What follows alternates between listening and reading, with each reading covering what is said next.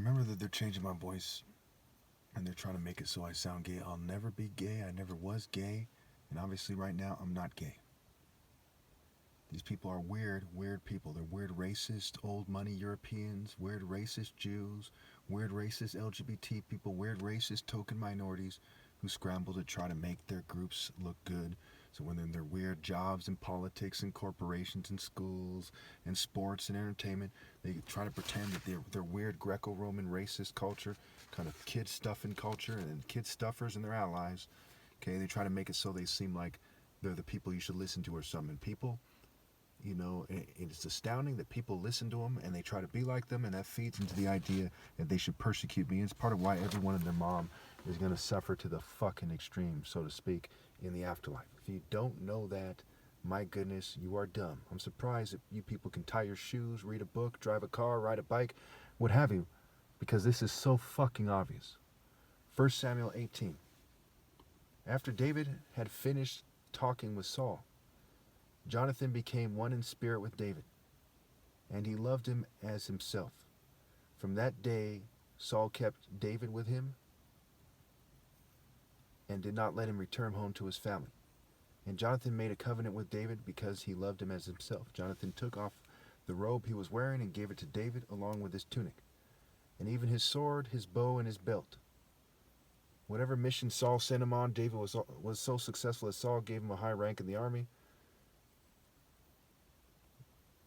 This pleased all the troops and Saul's officers as well. When the men were returning home, after David had killed the Philistine, the women came out from all the towns of Israel to meet King Saul with singing and dancing, with joyful songs and with timbrels and lyres. Again, see Isaiah 30, and God striking his enemies down to the sound of instruments. Okay, so they're having a kind of, in this world, obviously everyone else worships the devil. My parents are blameless. Okay, narrow is the way, not the wide way. You're all on wide paths of stupidity. Pretty straightforward. If you have any questions, put in the comments. Okay, there's no other way it could be. So you're becoming, your marriages are detestable, your music's detestable, your lifestyles are detestable to God. According to the Bible, will say to be diplomatic or something, but obviously, logic would say that's the case, we'll say. I despise YouTube for the rules they make in regards to this. This is far more important. There's pathetic rules, and that's part of why your cultures are so detestable to God.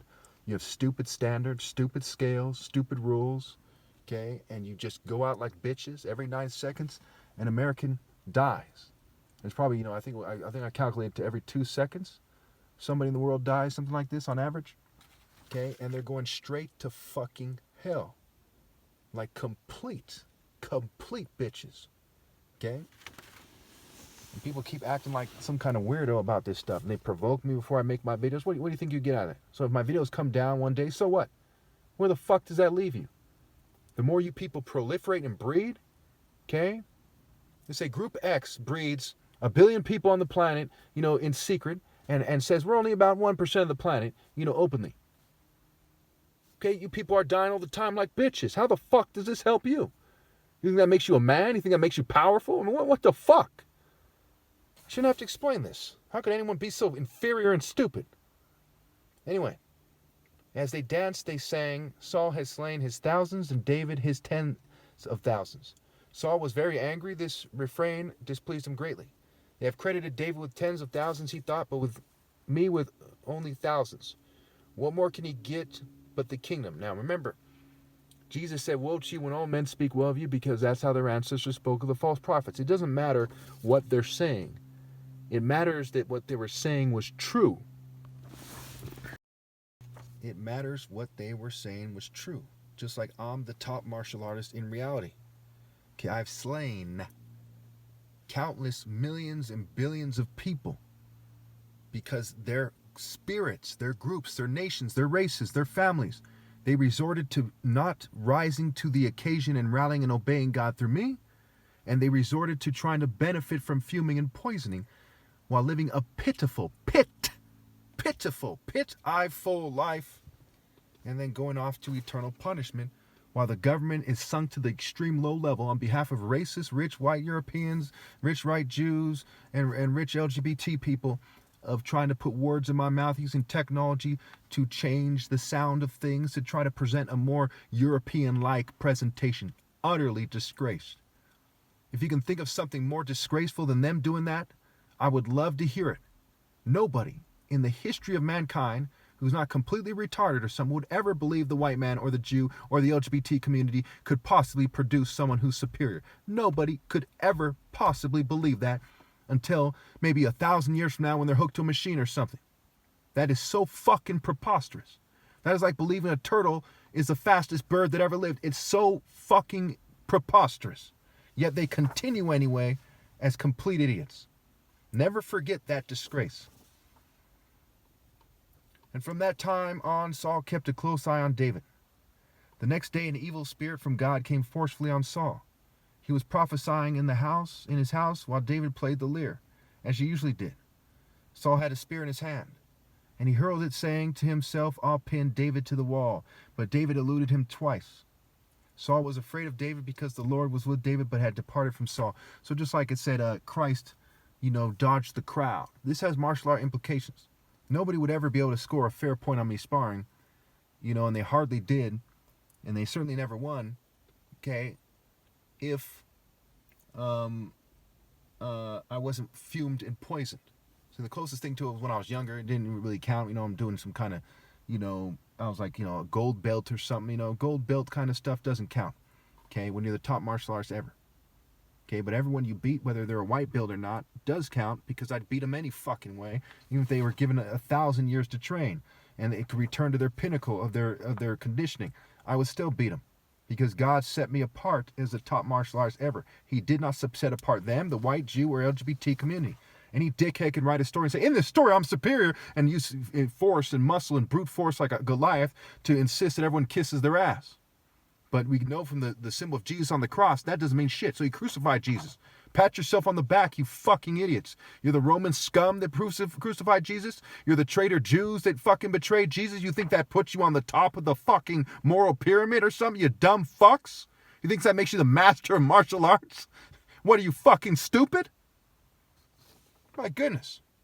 Can you hear him right now in heaven? Every time they die, get him the fuck out of here. He did not obey God's son. Get him the fuck out of here. He's a bitch. That's what they say to you motherfuckers, in a way that is far more fucking definitive and fucking piercing than that. As you start to cook like bitches when you don't obey God through me, like fucking bitches. Okay, you think you're threatening me with your worldly power compares to God's power, you stupid fucks? Is that really what you think? Is that what you say to God Almighty? What I say to you is every second, 2 people on this planet die. Motherfuckers. Who the fuck is winning? Me! Not you bitches! Like I gotta explain that. Pretty straightforward. Saul was afraid of David because the Lord was with David, but had departed from Saul. So he sent David away from him and gave him a command over 1,000 men, and David led the troops in their campaign. In everything he did, he had great success because the Lord was with him. Because he led them in their campaigns. Saul said to David, "Here is my older daughter Merab. I will give her to you in marriage. Only serve me and fight the battles of the Lord." So now, because they provoke me to avoid this scripture being read, I'm going to have to make another video where I point to 1 Samuel 18 and verse 17. Every time you see them try to, every time you see me getting really angry, it's probably because they provoke me to take away from the video that I'm making. For Saul said to himself, "I will not raise a hand against him. Let the Philistines do that." But David said to Saul, "Who am I and what is my family or clan in Israel, that I should become the king's son-in-law?" So when the time came for Merab, Saul's daughter, to be given to David, she was given in marriage to Adriel of Meholah. Now, again, it doesn't matter whose David's family was in your stupid world psychological context. You imagine these weirdos saying that? Oh, he's not from Aragon or some bitch shit. I mean, what the hell? It doesn't matter who his family is. They threw that in there to show that he was living by a fluke. His humility saved him in a sense, and it didn't really, but you get what I'm saying. This kind of stuff. So to get from that he wasn't important, and there's a certain way we do things, that's a bitch's argument. I'd hate to be that bitch-ass motherfucker, or some son of a sniveling worm that would make that argument. Anyway, where was I? Now Saul's daughter Michal was in love with David, and when they told Saul about he was pleased. I will give her to him, he thought, so that she may be a snare to him, and so that the hand of the Philistines may be against him. So Saul said to David, now you have a second opportunity to become my son-in-law. Then Saul ordered his attendants, speak to David privately and say, look, the king likes you, and his attendants all love you. Now become his son-in-law. They repeated these words to David, but David said, do you think it is a small matter to become the king's son-in-law? I'm only a poor man and little known. Now remember, Matthew 6 says, store riches in heaven, not on earth. When Saul's servants told him that what David had said, Saul replied, say to David, the king wants no other price for the bride than 100 Philistine foreskins to take revenge on his enemies. Saul's plan was to have David fall by the Philistines. When the attendants told David these things, he was pleased to become the king's son-in-law. So before the allotted time elapsed, David took his men with him and went out and killed 200 Philistines and brought back their foreskins. They counted out the full number to the king so that David might become the king's son-in-law. Then Saul gave his daughter Michal in marriage. So you catch that? He basically had to get the Philistines' foreskins, which was a symbol of them falling in battle. One could argue as a symbol of him manning up more than them, whatever. Obviously, it goes without saying that a Nigerian mans up more than the white Jew, LGBT community, and everyone else, okay? Who's the most masculine race on the planet? Nigerians, okay? Who's the most divine of the Nigerians, the most divine group? The Igbos. I mean, who doesn't know this by now? What a cultist, what historian? I mean, it's a no-brainer. Anyway, so where was I?